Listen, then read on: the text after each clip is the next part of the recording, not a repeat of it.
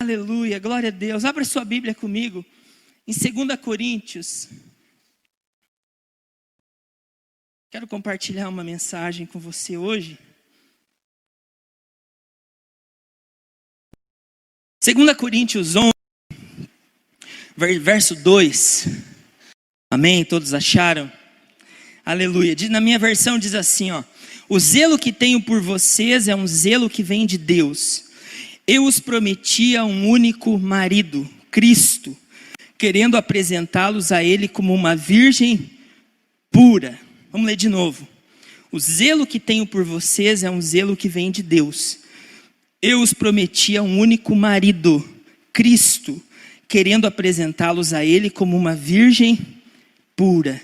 Aqui nesse texto, irmãos, não sei se você já leu, 1ª e 2ª carta aos Coríntios, a igreja de Corinto, apóstolo Paulo, ele era responsável, aquela igreja tinha nascido nas mãos dele, e ele estava aqui nesse versículo especificadamente, aqui nesse texto nós vemos o apóstolo Paulo, ele falando para a igreja qual era o alvo, o objetivo que ele tinha com aquela igreja, qual era a intenção dele com aquela igreja, qual que era a responsabilidade que ele tinha e aonde ele queria chegar com aquela igreja. E nesse texto, a gente vê bem claro o apóstolo Paulo falando para eles, explicando para eles: olha, eu prometi vocês para um só marido, para um Cristo, eu prometi tratar vocês, ensinar vocês. E ali o apóstolo Paulo estava explicando isso para a igreja de Corinto. E esse era o padrão. Ele queria levar aquela igreja, aqueles irmãos, aquele povo que se reunia ali, provavelmente 2, 3 vezes por semana, ele queria levar eles para um caminho de transformação. Queria levar aquela igreja, ali naquele versículo ele mostra qual era o alvo, qual que era o objetivo, qual que era o padrão que ele, inspirado por Deus, queria levar aquela igreja. E nossa igreja de Jesus, ela tem esse objetivo também, o nosso objetivo é esse também. Quando nós entregamos a nossa vida para o Senhor, nós entramos em um processo de transformação. Nós entramos em um processo de mudança, de abandonar as coisas velhas. E o apóstolo Paulo estava explicando para eles qual que era o alvo, o objetivo, aonde que eles deveriam chegar, qual que era o padrão a ser seguido, qual que era o modelo para ser seguido. Eu quero apresentar vocês, eu prometi vocês a um único marido, Cristo, e eu quero apresentar vocês como uma virgem pura. Eu quero apresentar vocês sem pecados, eu quero apresentar vocês santos. Esse era o objetivo do apóstolo Paulo. Irmãos, você sabe por quê a igreja, nós estamos aqui hoje? Você sabe por que você é discipulado? Você já parou para pensar? Você sabe por que você foi para o encontro com Deus? Você já parou para pensar sobre isso? Você já parou para pensar por que a igreja usa de tanta ferramenta? Agora na pandemia não apareceu tanto, mas quantas ferramentas nós temos? Discipulado, cursos, encontro com Deus, EDD, tantas coisas, tudo isso. Você sabe para que isso? Para nós chegarmos no objetivo, no alvo, no padrão que Cristo estabeleceu na sua palavra. É só para isso. Para que a gente possa apresentar uma igreja sem ruga, sem mácula.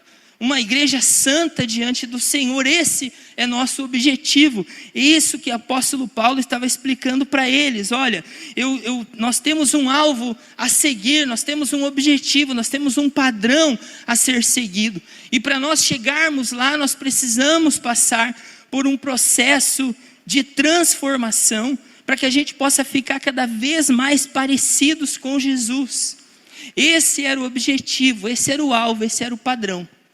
Só que qual era a realidade? Existia o alvo, o apóstolo Paulo deixou bem claro qual que era o alvo, qual que era o objetivo, o padrão que ele tinha no coração para conduzir aquela igreja, mas ele também precisava mostrar para eles, conscientizar aquela igreja da condição que eles estavam, qual que era a realidade deles, né?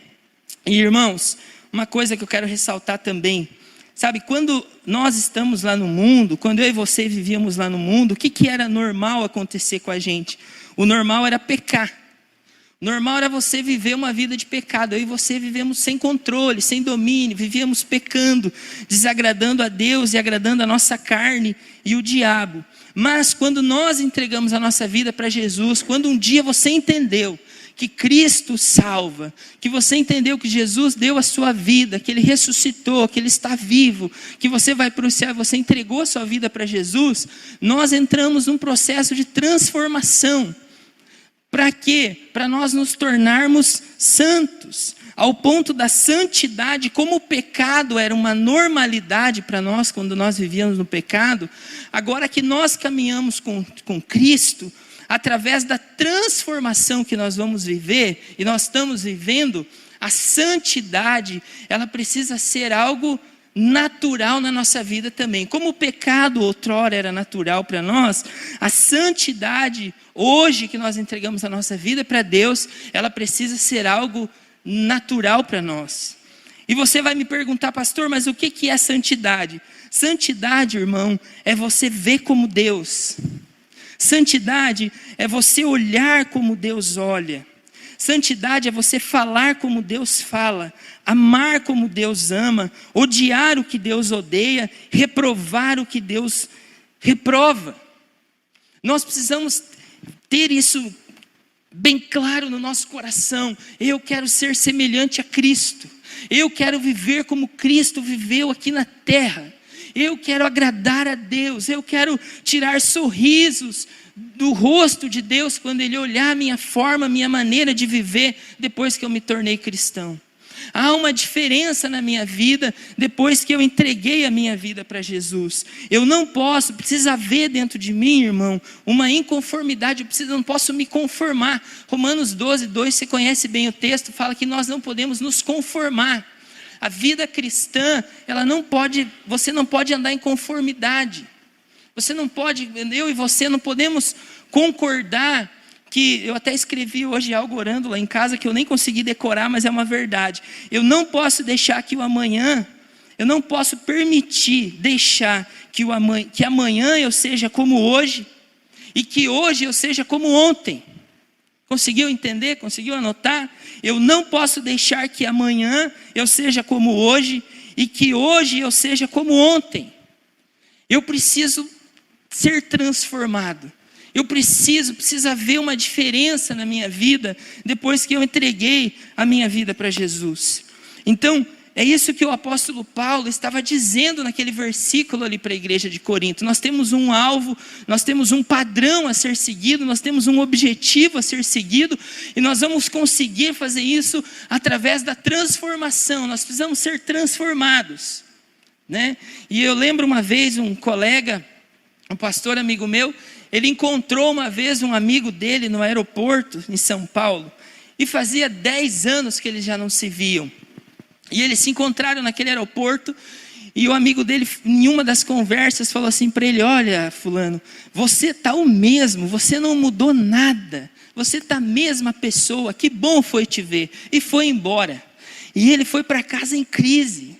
Ele chegou em casa, dobrou o joelho, foi orar, falou: Deus, faz 10 anos que eu sou o mesmo. Faz 10 anos que eu não mudei. Eu preciso ter transformado, eu preciso falar com o meu pastor, eu preciso orar. Eu não mudei nada, o cara falou que eu não mudei nada, né? Então nós precisamos ter essa inconformidade dentro de nós, de querermos sermos diferentes. Então o apóstolo Paulo estabeleceu isso. Mas havia uma realidade, havia o alvo, o objetivo, o padrão a ser seguido, mas não tinha como fugir da realidade. Qual era a realidade daquela igreja? 1 Coríntios 3, de 1 a 2, leia comigo, para a gente conhecer junto qual era a realidade daquela igreja. A igreja de Corinto. Volta um pouquinho aí. 1 Coríntios 3,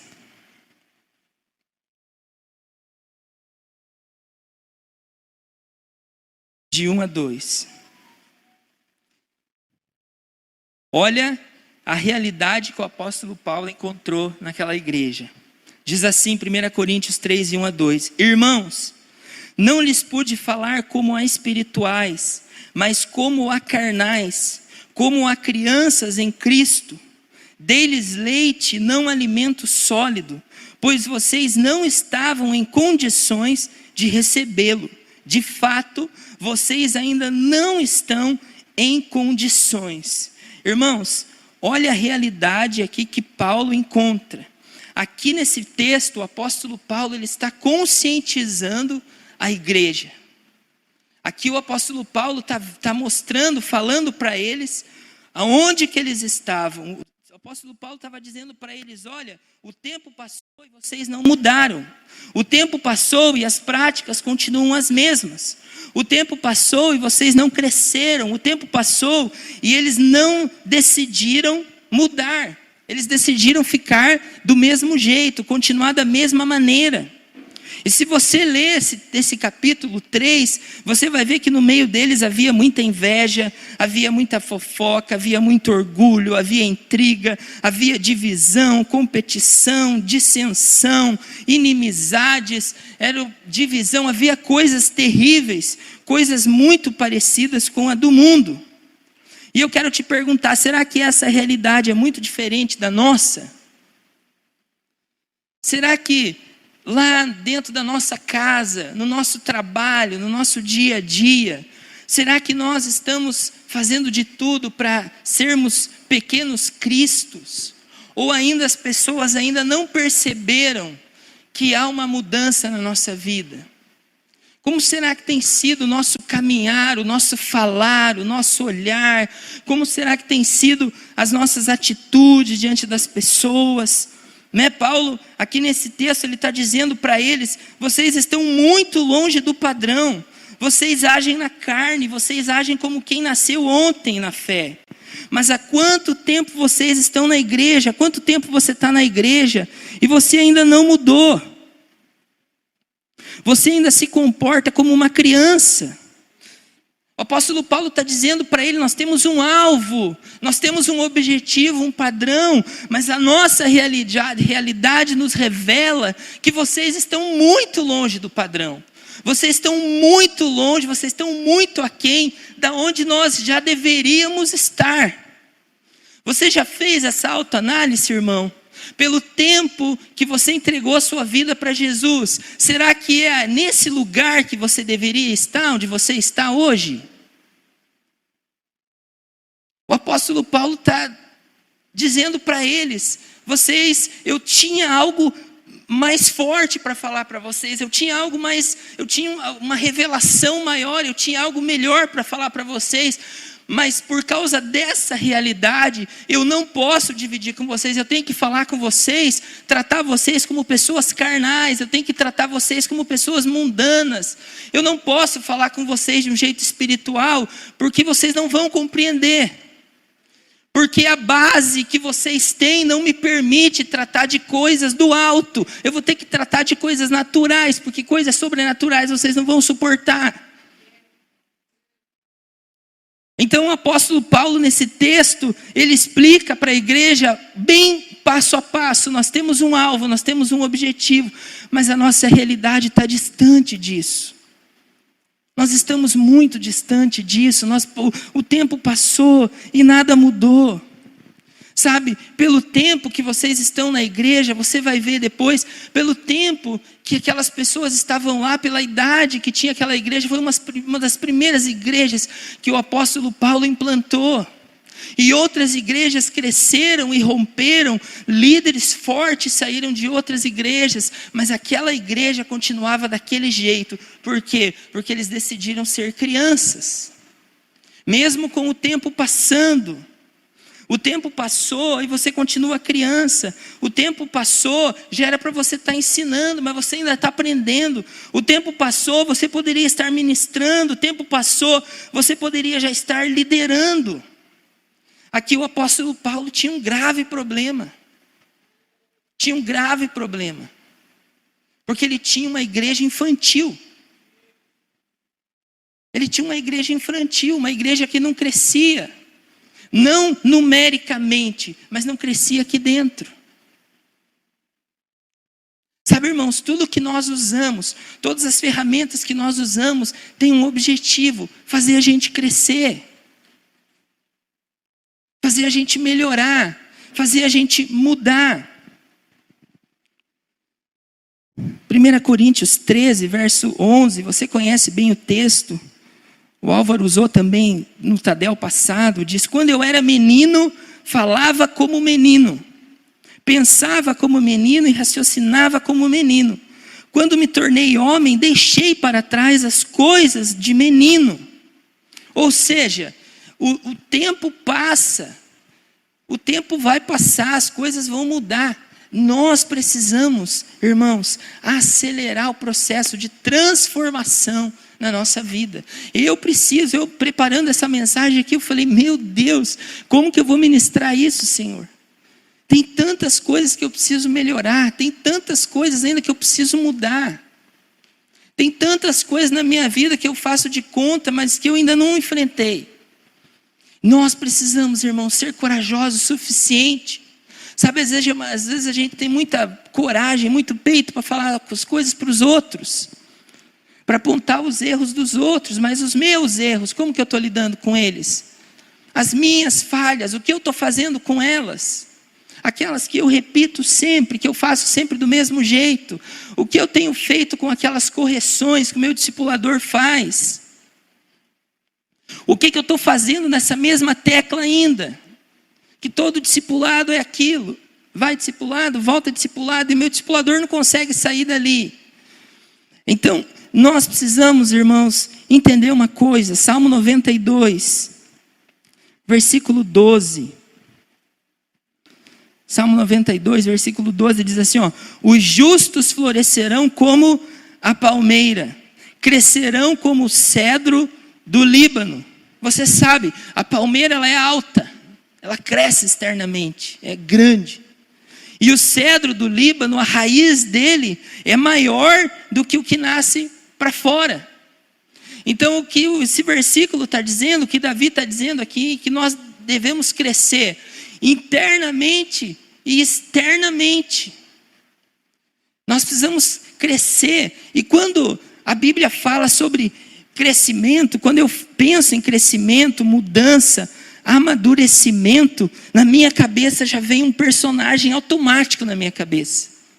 Quando eu vou falar em amadurecimento, sobre crescer, mudar, transformação, me vem um personagem automático na minha cabeça. Sabe qual é? O apóstolo Pedro.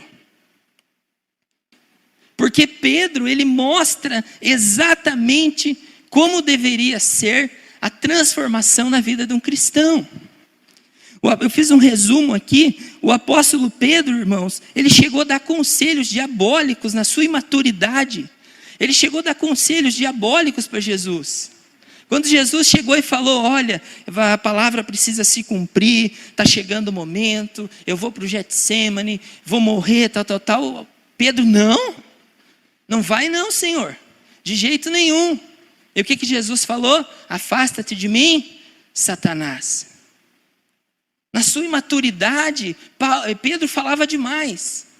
Pedro não sabia, sabe, ele não tinha muito domínio da língua. Foi um dos apóstolos que mais falou, enquanto teve apóstolo que não falou, que não tem fala dele na Bíblia. Mas o apóstolo Paulo falou por ele. Que o apóstolo Paulo falava sempre. Ele era afoito, ele era imaturo, ele queria daquele jeitão dele, né? O apóstolo Paulo, ele queria construir tendas nos montes, para ficar lá na glória, no manto. Enquanto o pai estava lá com o filho endemoniado, sofrendo, ele queria ficar lá no monte. Eu quero ficar aqui na glória, eu quero ficar aqui na vigília, irmão. Não estou nem aí se tem que ganhar Guaratuba para Jesus. Eu quero ficar na vigília, eu quero ficar no manto, eu quero ficar orando em casa, eu quero ficar aqui, oh aleluia, oh Deus, eu quero ficar no manto. Na imaturidade dele, ele queria aquilo, né? O apóstolo Pedro, ele disse que dava vida por Jesus. Daqui a pouquinho ele negou. Na sua imaturidade, no seu jeito afoito, ele falou: não, Senhor, eu dou a vida por ti, eu morro pelo Senhor. Horas depois, não conheço, não sei quem é, nunca vi, não sei, não conheço.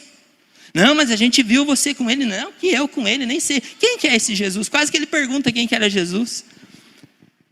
Na sua imaturidade, né? Ele cortou a orelha de Malco, irmão.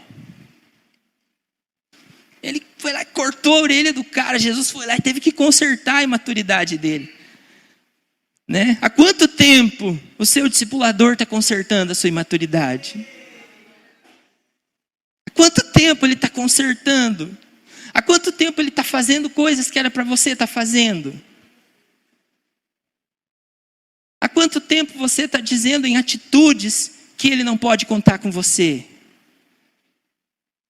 Sabe, irmãos, o apóstolo Pedro, ele chamou seus amigos para voltar a pescar. Quando Jesus morreu, e depois que ele negou Jesus, ele saiu correndo, condenado, porque tinha negado Jesus. E ele chegou lá e falou para os caras: ó, esse negócio não vai dar certo, vamos voltar a pescar, galera. É o que a gente sabe fazer. Vamos pegar os roubalinhos que a gente vai ficar mais feliz. Na sua imaturidade, chamou os caras para retroceder, para voltar para trás. Os caras que já estavam integral na obra já, que já estavam servindo a Deus em tempo integral. Ele chamou os caras para voltar a trabalhar de novo, para largar aquilo que ele achou que não ia dar certo, né? Ele chorou em volta de uma fogueira arrependido. Mas esse homem andou sobre o mar, irmãos. Aqui você vai ver, começa o amadurecimento na vida desse Pedro. Ele foi o cara imaturo, mas ele foi o cara que andou sobre o mar. Ele foi o cara que estava do lado de Jesus no Getsêmani. Ou seja, ele era imaturo, mas ele estava ali, ele queria mudar, ele percebia os erros dele. Havia arrependimento, havia contrição naquele homem. Depois que ele foi cheio do Espírito Santo, eu estava lendo esse texto hoje de novo, irmão. Não quero ler todo para a gente ganhar tempo, mas você sabe a história de Atos 2, lá da descida do Pentecostes. Eles estavam lá todos reunidos, os discípulos, e veio fogo do céu, rajada, vento, e foi aquele manto poderoso, e as pessoas passavam lá e ficavam assustadas com aquilo, e querendo saber o que era e tal. Quem foi que, cheio do Espírito Santo, saiu do manto, saiu daquele charabás e foi lá fora e falou: olha, isso aqui é para vocês também. O Cristo que vocês mataram, Ele salva vocês, Ele perdoa os pecados de vocês. E ele pregou no final daquele culto para 3.000 pessoas, e aquelas 3.000 pessoas foram batizadas. 3.000 pessoas. Esse mesmo apóstolo Pedro, depois desse momento de sair dali, quando ele estava indo um dia para o culto na igreja, numa reunião de oração, numa vigília, a Bíblia diz que eles estavam indo para a igreja. E no meio do caminho, na porta da igreja, praticamente chega um cego e pede dinheiro para eles. E o que Pedro diz?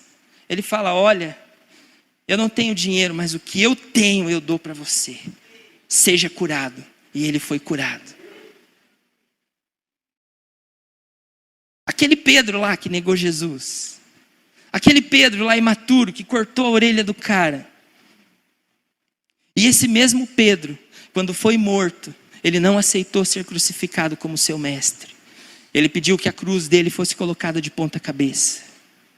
E um pouco antes dele ser morto, os doutores, os homens das leis, eles reconheceram que o apóstolo Pedro tinha andado com o próprio Jesus.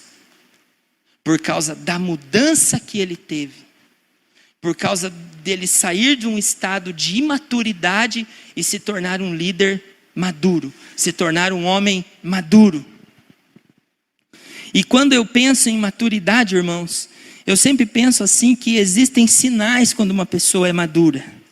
Quando uma pessoa é madura, quando um discípulo é maduro, até o tema da mensagem hoje, não sei se chegou lá na mídia, o tema da nossa mensagem, mas eu queria falar hoje com vocês sobre 5 características de um discípulo maduro.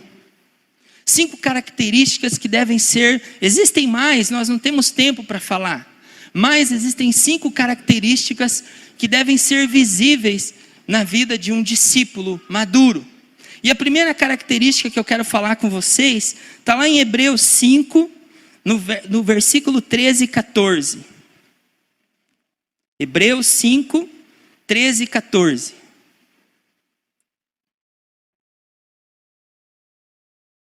Diz assim: quem se alimenta de leite ainda é criança, e não tem experiência no ensino da justiça. Mas o alimento sólido é para os adultos, os quais, pelo exercício constante, ou pela prática constante, diz uma outra versão, tornaram-se aptos para discernir tanto o bem quanto o mal. Diga assim comigo: um discípulo maduro. Diga para me convencer, diga: um discípulo maduro, ele sabe discernir o bem e o mal. Irmãos, essa é uma característica que deve ser visível num discípulo maduro. Ele sabe discernir o que é bom e o que é ruim. Ele não anda com qualquer pessoa, ele não ouve qualquer lixo, ele não vai em qualquer lugar. Ele não tem vergonha de quando uma pessoa vem falar dos seus líderes, ele não tem vergonha de se colocar a posição dele em Cristo. Ele não é levado por qualquer vento de doutrina. Ele sabe discernir: isso aqui é bom, isso aqui vai acrescentar para a minha fé, isso aqui vai me ajudar no caminho da transformação, isso aqui vai me ajudar a parecer com Cristo. Opa, isso aqui não. Isso aqui não presta, isso aqui não serve, isso aqui não vai me ajudar. Não precisa ele morar na casa do líder dele, nem o líder dele se mudar para a casa dele. Ele já sabe discernir o que é bom, o que é ruim. Ele não vai chegar no discipulado falando: olha, eu comi toda essa porcaria agora, o que eu vou fazer? Ele não chega no discipulado: olha, eu já fiz isso, e agora? Será que Deus me perdoa? Não, ele se antecipa. Ele já tem discernimento do que é bom e do que é ruim. Não precisa o líder passar por aquele desconforto de chegar de surpresa na casa dele e ver ele tratando mal a esposa, fazendo coisas erradas, ou ver ele publicando besteira na internet. Ele tem discernimento, ele sabe o que é bom. Isso aqui é bom eu fazer, isso aqui não é bom. Isso aqui acrescenta, isso aqui não acrescenta. Ele tem isso bem claro. Nós poderíamos falar muitas coisas, irmãos, mas eu ainda tenho 4 características para falar ainda. Então, o discípulo maduro, primeiro, ele sabe discernir o que é bom e o que é mal. Ele sabe, ele ora, ele busca Deus, o Espírito Santo fala com ele. Segundo, um discípulo maduro, irmãos, Mateus 5:37 diz assim: seja, porém, o vosso falar sim, sim, não, não, porque o que passa disso é de procedência maligna. 2, um discípulo maduro, diga comigo, um discípulo maduro, diga para me convencer, diga: um discípulo maduro, ele tem um posicionamento constante. Em outras palavras, irmãos, ele não arrega. O discípulo maduro, ele tem um posicionamento constante em Deus que não muda. E quando eu penso em posicionamento constante, sabe de quem eu lembro, irmão? Eu não lembro de um líder, de um líder velho, de patriarcas, não. Sabe, eu lembro de 3 garotos de 14, 17, 18 anos, chamados Sadraque, Mesaque e Abidnego. 3 jovens que foram colocados diante de uma fornalha, ameaçados por um rei cruel, e eles falaram: rei, uma coisa nós temos para te dizer. Primeiro, você nem tinha que falar com a gente sobre isso, mas já que você quer falar, então vamos falar. Pode mandar aquecer a fornalha 7 vezes mais, não tem problema. Se Deus nos livrar, amém. Se Deus não nos livrar, amém também. Nós não vamos arregar. Eu não mudo o meu posicionamento. Sabe o que tem acontecido, irmãos, nesses últimos dias, principalmente no Brasil? Cristãos oscilantes. O cara está cheio de fé de manhã, ele acredita em Deus, ele está aliançado com a igreja, ele está firme, aí passou um vento. Chega à noite, eu estou saindo, eu vou embora, eu não quero mais. Sabe, não tem um posicionamento constante.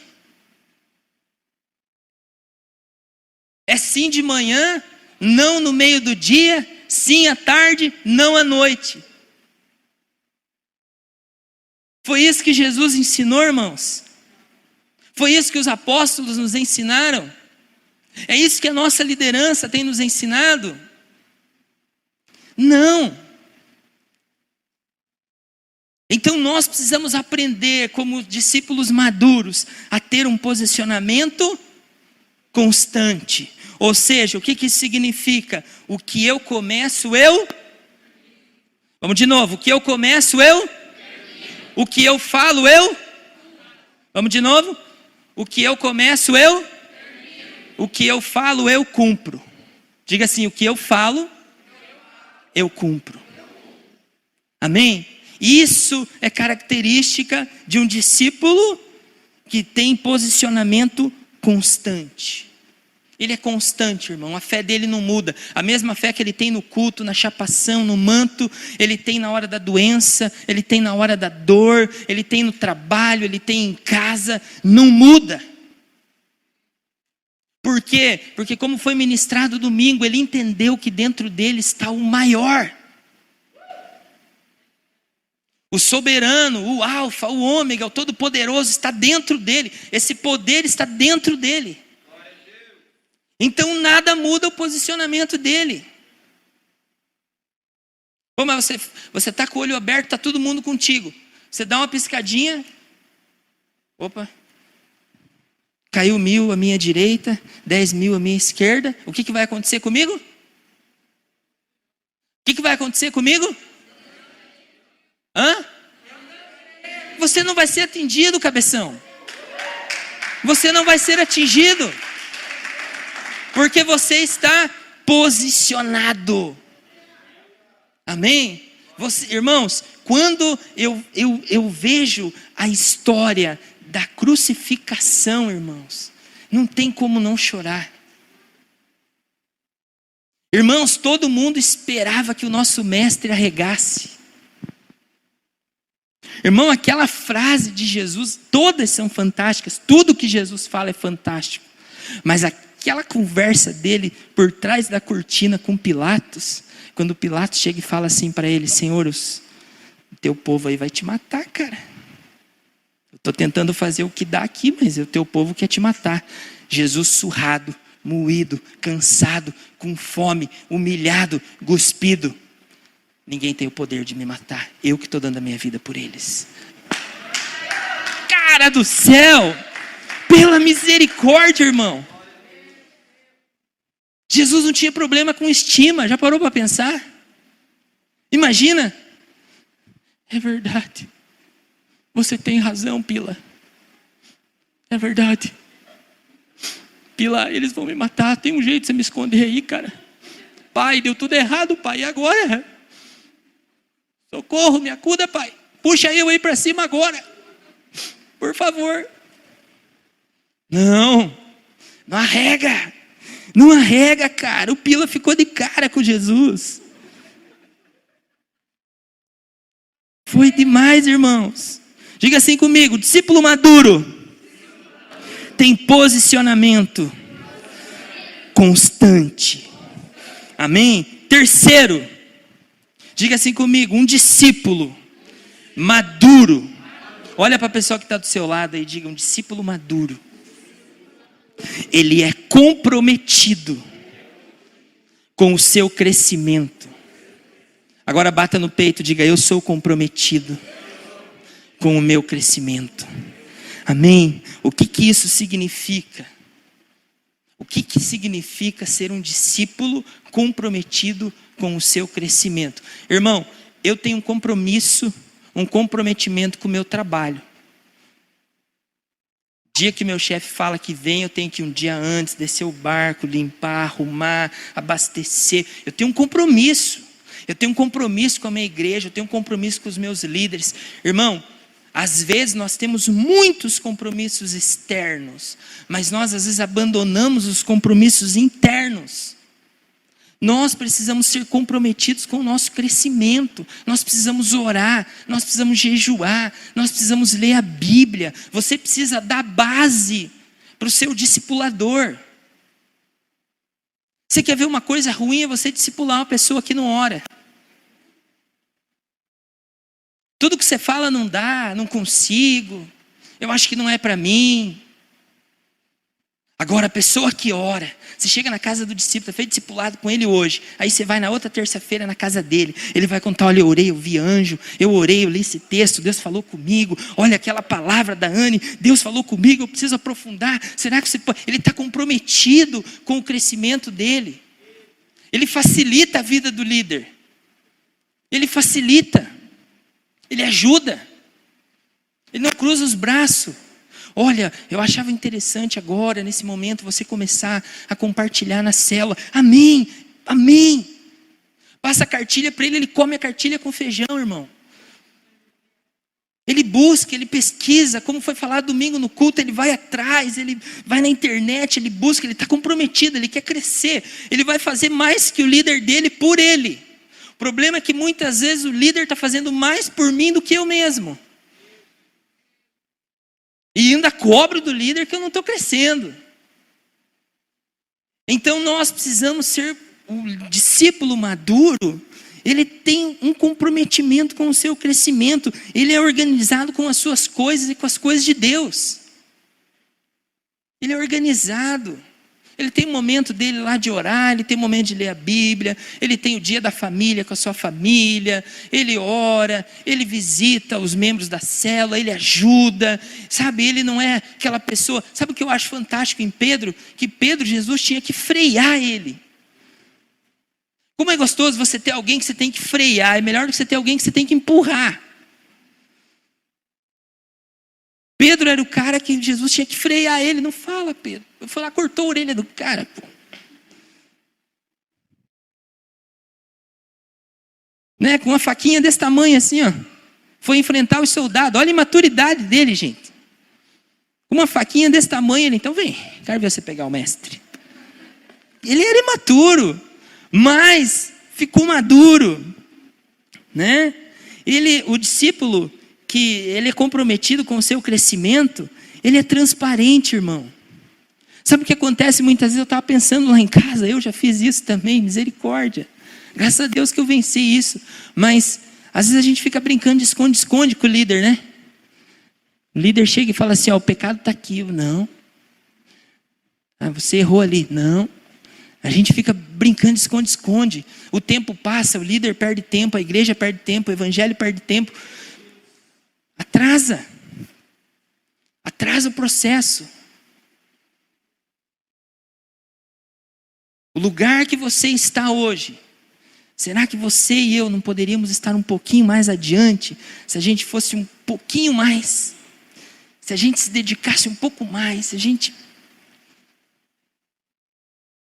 Hein? Para pensar, como diz meu irmão, pare, pense e reflita. Né? O discípulo que ele é comprometido com o crescimento dele, ele anda de perto. Ele anda perto. Os discípulos não largavam Jesus, irmão. Sabe o que o Espírito Santo falou para mim uma vez? Eu não tinha o hábito de ir na casa do meu pastor Michel. Eu ia bem de vez em quando, assim, sabe? Tipo, eu achava que ia incomodar. E quando eu cheguei, ele discipulava muitas pessoas. Eu não vou lá incomodar o pastor, né? Às vezes nem ia lá contar um pecado, mas ia lá, queria conversar. A gente tinha umas coisas em comum, mas eu acho que eu não vou lá. Aí eu lendo os evangelhos, um dia lá, a gente morava lá no Brejatuba. E eu lendo os evangelhos ali, e a Bíblia conta que um dia Jesus tentou até se esconder da multidão, e a multidão achou ele. E o Espírito Santo falou para mim, você está pior que a multidão, cara. Você está pior que a multidão. Você não anda perto. Aí eu mudei, irmão. Aí agora eu tenho que equilibrar, porque às vezes eu chego lá, eu invado o discipulado da Thaís, do Alex, invado o discipulado dos irmãos, e vou chegando e eles me aceitam, eles gostam que eu vá, e é uma benção. Entendeu? Porque, né? Chegou eu, né, irmão? Eu sou eu, né? Então é uma benção, né? Mas eu quero andar perto, né? Às vezes ele está lá viajando lá, eu fico, será que vou incomodar se eu mandar uma foto para ele aqui, mandar uma frase, um áudio? Daí eu lembro, você está pior que a multidão, vai mensagem. Vai. Amém? Um discípulo, irmão, que é comprometido com o seu crescimento, ele busca aprender sempre. Você sabe por que tem muitos líderes ou líderes em treinamento que não estão aqui e não estão assistindo pela internet? Porque eles não querem aprender. Eles já sabem o suficiente. Então nós precisamos querer aprender sempre, irmão. Sabe, eu falei no começo, eu amo o Tadel. Irmão, sabe o que nós deveríamos fazer no Tadel? O Tadel é onde está a estrutura da igreja. Os líderes da igreja. Nós deveríamos no Tadel chegar um pouquinho antes e sair um pouquinho depois. Para quê? Para trocar figurinha. E daí, irmão, como é que está a sua célula lá? Olha, minha célula eu estou fazendo assim, está crescendo. Ai, como que você faz? Ah, eu faço assim. Olha, lá na minha célula eu fiz uma dinâmica assim, cara, deu certo, foi muito legal. Olha, eu estou usando essa música aqui, foi muito legal. Sabe? Nós temos o mesmo objetivo, o mesmo alvo, irmão. Qual que é o nosso objetivo? Ganhar Guaratuba para Jesus. Não é a sua célula que vai ganhar Guaratuba para Jesus, é a igreja que vai ganhar Guaratuba para Jesus. Então nós temos que nos ajudar, temos que nos afiar. Sabe, sua célula é no sábado, nada impede você ir lá. Olha, eu vi na foto lá a célula do irmão lá, que eu vou lá fazer uma visita, ver como que ele está fazendo, como que ele compartilha, como que ele faz a dinâmica. Olha, que legal. Sabe, irmão, a gente se ajudar, a gente se afiar. A gente precisa disso. Quantos estão entendendo? Diga amém. Amém. Diga assim comigo, um discípulo maduro. Não, mas diga para me convencer. Diga, um discípulo maduro. Ele sabe lidar com o não. Irmão, isso é uma coisa que nós, sabe, isso precisa estar muito evidente. Muitas vezes nós temos dificuldade com o não. E eu estava pesquisando hoje, irmão, a Bíblia tem mais de 300 não. Alguns dizem que a Bíblia tem 365 nãos, um não para cada dia. Deus, quando apresentou os 10 mandamentos para Moisés, os 10 mandamentos começam com o quê? Não matarás, não. Irmão, se nós queremos viver só no sim, o sim, na maioria das vezes, ele não traz crescimento, porque não te lapida. O sim é facilidade. O não, ele é confronto. O não, ele te provoca a se reinventar. Eu tive uma experiência um dia no meu trabalho. Eu tenho um barquinho pequenininho para ir trabalhar e voltar, e deu um problema lá no motor, e eu não manjo muito de cabo, de essas coisas, eu não sou mecânico. Aí fui em 3 mecânicos. Olha, você poderia lá dar uma olhada? Assim, não, cara, eu estou apurado, porque não sei o quê. Daí fui no outro lá, daí falei com o meu discípulo, Jamil, você não conhece um cara que poderia ir lá, que não tem como ir embora, e deixar o barquinho aqui é ruim. Não, fala com o cara lá, é meu amigo e tal. Falei, beleza. Fui lá, falei com o cara não também, levei 3 não. Falei, não vou querer levar o quarto agora, né? Fui lá, peguei a caixa de ferramenta, orei, falei, Senhor, o senhor me deu muitas bênçãos, não é possível que o senhor não vai me ajudar a arrumar esse motor, Senhor, me ajuda. E todo mundo olhando lá, e eu lá fuçando, e fuça e tal, e fuça, e suado, e daí passava a mão cheia de graxa no rosto, e bem daquele jeito assim, quem não sabe, né? Sem luva, sem estopa, e óleo no bar, e eu ali insistindo, e não, vai dar certo. Arrancava uma peça, limpava, colocava de novo, tirava aquela, ia lá no posto, comprava outra, colocava, não era. Fui fuçando, quando eu estava quase desistindo, já me achando um mecânico metido a besta, tal, fui lá, montei tudo, não sobrou nenhuma peça, já dei um glória a Deus. Falei, não sobrou nenhuma peça.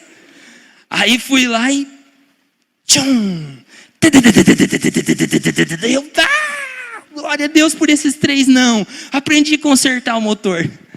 Agora eu fico torcendo para ele quebrar. Fala, quebra para eu arrumar de novo. Brincadeira, irmão. Mas eu aprendi. Agora não tenho mais medo. Antes eu morria de medo. Eu saía navegar longe, eu ficava com medo. Senhor, não deixe o motor quebrar, Senhor. Senhor, não deixa dar problema agora. Senhor, Deus abençoa a viagem. E se quebrar, o Senhor me capacita a consertar. Já mudou a oração. Entendeu? Então, irmãos, nós precisamos aprender a lidar com os nãos da vida. O não de Deus. Você sabe por que tem muita gente que sai da igreja? Por receber o não de Deus. Porque a bênção era mais importante do que o Deus. Aí Deus falou não. Em outras palavras, o que ela disse para Deus? Já que o Senhor não vai me dar bênção, eu estava aqui por causa da bênção, então estou indo embora. Não sabe lidar com o não. Nós precisamos saber lidar com o não do nosso líder, nosso discipulador, o não no trabalho, o não do cônjuge. Esse é um dos maiores problemas. Quando o cônjuge diz não, o que acontece? O que acontece na sua casa quando seu cônjuge diz não? Pensa, não fala, pensa só, pensa. Se estiver do lado, então nem pensa. Né? O não dos pais, né? Ah, pai, vai ter o Difflin não sei o que e tal, e não sei o que, e eu quero ir, vai ser... Não. Não, mas o pastor Michel e tal, e não sei o que, e tal, e assim, eu tenho... Não. Aí o botão da desonra liga, né? Não, a Bíblia diz, honra teu pai e tua mãe e ponto. Não fala o pai e a mãe convertido, não fala o pai e a mãe bonzinho, não fala o pai e a mãe. Não importa se teu pai é bom, é ruim, é bravo, honra ele. Honra ela. Honra. Jovem, honre. Senão você vai morrer logo, é o que a Bíblia diz. Né? Então, precisamos, irmãos. Amém? Então, um líder maduro, ele sabe lidar com os nãos. E quinto e último, abra comigo lá rapidinho, Gálatas 5. Gálatas 5, verso 22. Vamos de novo? Um discípulo maduro. Ele é cheio do Espírito Santo. Como que é evidente o Espírito Santo na vida de um discípulo maduro? Olha o que diz Gálatas 5, 22. Mas o fruto do Espírito é amor. E agora eu vou te perguntando, você é uma pessoa amável? Mas o fruto do Espírito é alegria. Você é uma pessoa alegre? Sabe o que era o normal agora? Você dá um sorriso. Porque a Bíblia diz que a alegria do Senhor é a nossa força. Então sorria. Dá um sorriso aí, irmão. Sorria. Dá um sorriso, pastor, estou de máscara. Baixa um pouquinho aí, pode. Dá um sorriso. Amém? Mas o fruto do Espírito é paciência. É evidente em você a paciência, irmão? Você é paciencioso? Olha só. Mas o fruto do Espírito é amabilidade. Sabe o que é isso, irmão? A habilidade de amar o cunhado, a sogra. Irmão, amabilidade é pessoa que tem facilidade de amar. Sabe aonde que eu vejo isso muitas vezes? Na célula. Chegou o visitante a primeira vez na célula. Aquela pessoa que ela tem amabilidade, ela vai lá. Oh, seja bem-vindo, vamos conversar, que bom que você veio. Ela já ama a pessoa sem conhecer.